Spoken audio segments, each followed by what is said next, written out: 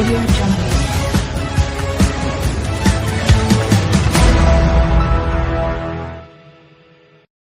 Tuan Speaker, saya mengucapkan tahniah kepada pihak kerajaan kerana berjaya membentangkan titah ucapan raja ini. Walaupun saya rasa agak lucu kerana sekarang ini di dalam parlimen ini pihak-pihak yang bergabung dalam kesatuan ini yang membentuk kerajaan sekarang ini, di parlimen ini mereka nampaknya bersatu, tapi di Johor mereka sedang bergaduh sama mereka, mendedahkan bahawa parti A, parti gabungan mereka tidak boleh dipercayai dan sebagainya. Jadi ini mungkin keanehan dalam politik Malaysia. Itu yang pertama. Yang keduanya, saya ingin menyentuh tentang isu rasuah yang dibangkitkan dalam titah diraja ini, iaitu di Perenggan 74, di mana dalam ucapan ini dikatakan bahawa, jika saya boleh bacakan di Perenggan 74, dalam membina sebuah negara bangsa yang telus dan berintegriti, Beta memandang serius tentang isu rasuah yang berlaku. Beta percaya kerajaan sedang melaksanakan dasar inisiatif peran anti rasuah dan seterusnya. Tuan Speaker, kita semua mungkin telah membaca apa yang dilaporkan oleh media berkenaan dengan satu perbicaraan di Amerika Syarikat, di mahkamah di New York, yang melibatkan seorang warga negara Malaysia yang bernama Roger Ng, yang pernah menjawat jawatan dalam sebuah bank pelaburan iaitu Goldman Sachs. Dalam pembicaraan itu, antara saksi yang dipanggil ialah mantan bos dia, iaitu seorang ahli daripada Jerman, tim nasional, yang dia mendedahkan antara lain bahawa apabila dia ingin membuat satu perniagaan di Malaysia ini, dalam urusan YNDB ini, dia terpaksa merasuah ramai ahli politik dalam kerajaan pada masa itu. Jadi untuk melaksanakan perniagaan di Malaysia, dia perlu melakukan rasuah.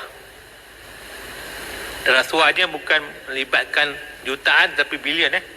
Jadi saya merasakan bahawa rasuah ini bukan saja kita boleh menuturkan di bibir, tapi apa yang kita ingin adalah, yang ingin kita lihat adalah pelaksanaannya.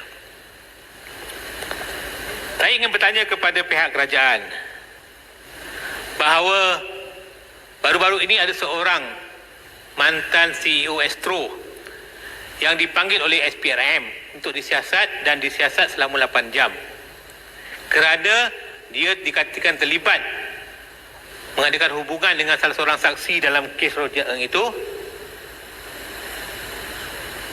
yang mana hasil daripada evidence itu dikatakan bahawa dia ada meminta supaya diberikan hadiah lebih kurang 10 juta US untuk membeli apartmen atau membelikan rumah pangsapuri di London. Saya ingin bertanya kepada pihak kerajaan. Ada orang minta saya tanyakan soalan ini.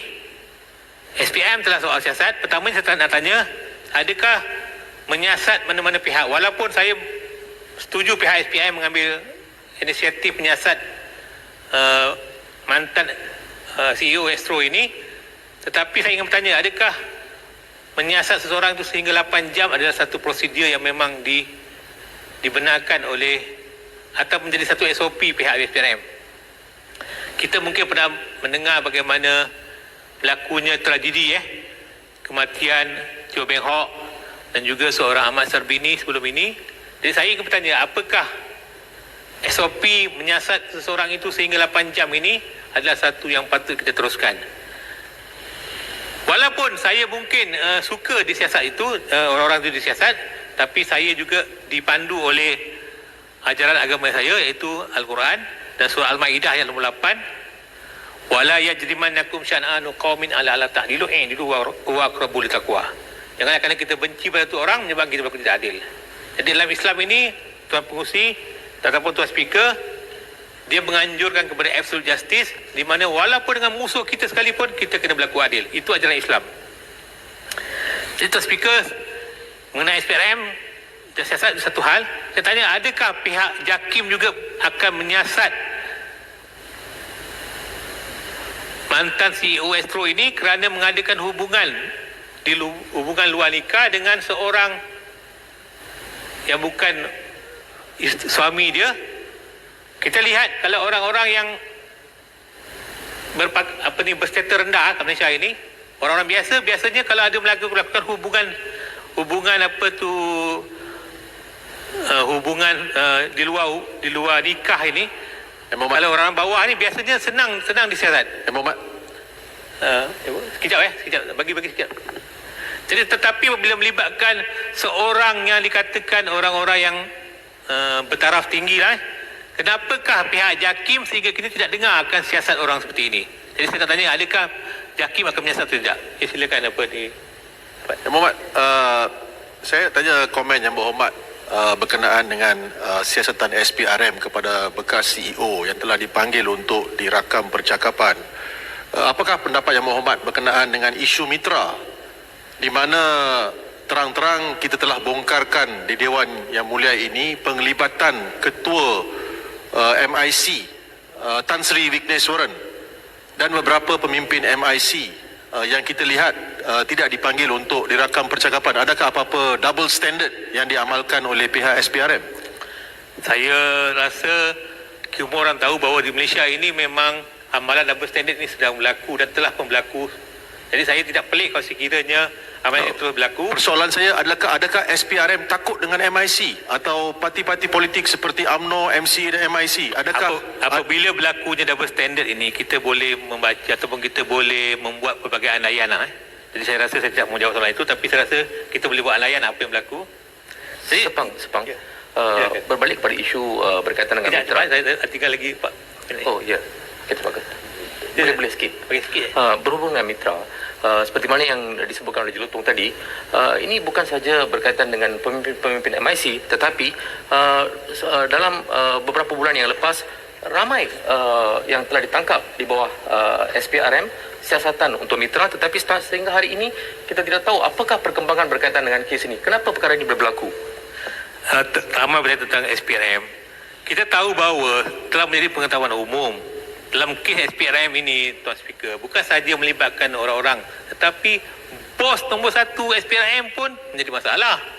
Jadi saya rasa kalau kita nak tanya kenapa tak kenapa, kita tanya kenapakah, dan dari segi bos mereka sendiri pun ada masalah.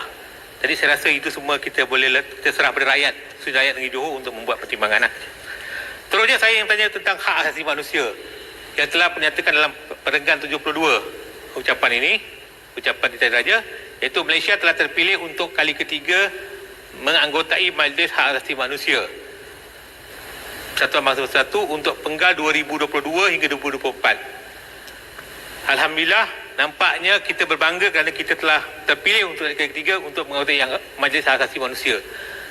Kalau kita telah pun mengatakan kita berbangga, saya tanya, kenapakah kita harus meneruskan pendakwaan ke atas orang kartunis seperti saudara Fahmi Reza?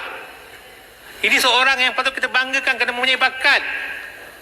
Dia seperti Zuna ni seorang yang patut kita banggakan. Ini adalah rakyat Malaysia yang berbakat. Kenapa kita harus dakwa dia? Sepatutnya kita memberikan award kepada dia. Saya harap kerajaan harus menarik balik pendakwaan ke atas saudara Fahmi Reza.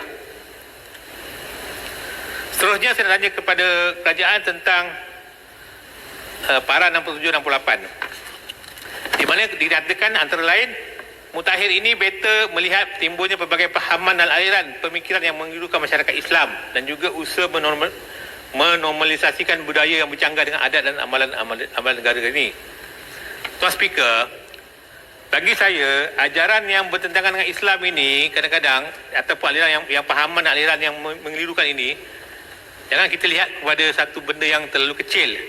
Sebenarnya, bagi saya, telah berlaku juga keliruan dalam negara ini apabila orang-orang yang dikatakan terlibat dengan gerakan Islam, parti Islam, boleh menyokong rasuah, boleh menyokong sebagai contoh langkah syaratan, menyokong pengkhianatan. Ini juga mengilukan orang Islam. Betul juga berlakunya kes di mana apabila ada seorang bapa yang telah pun memukul isterinya sehingga 23 jahitan, lepas tu masuk Islam, Dan kemudiannya ibunya telah dilarang untuk mengambil hak penjagaan anak. Ini juga menirukan orang Islam. Kerana apakah orang Islam bila dia pukul orang lepas tu dia masuk Islam, seolah-olah dia telah escape liability dengan izin. Jadi ini semua bagi saya perkara-perkara yang menirukan orang Islam. Jadi saya meminta supaya kerajaan jangan kita sibuk bercakap tentang menirukan Islam ni dari segi soal nampak soal yang kecil. Tapi kalau kita bercakap tentang menirukan Islam, kita juga harus melihat bagaimana tindak tanduk ahli politik, khususnya ahli politik dari parti Islam yang terang-terang boleh menyokong rasuah, menyokong salah guna kuasa, boleh menyokong benda-benda yang tidak betul. Jadi saya harap kerajaan mengambil juga tindakan ke atas mereka-mereka seperti ini yang telah menirukan Islam, dan orang penting sepatutnya tadi kita dengar daripada Kuala Darus bercakap ayat Quran dan sebagainya, tetapi dipecat ataupun dibuang daripada majlis syura ulama. Jadi bercakap tentang ayat Quran cair, tapi dari segi realitinya mereka inilah sebenarnya menjual ayat Quran. Sekian, terima kasih. Terima kasih Yang Berhormat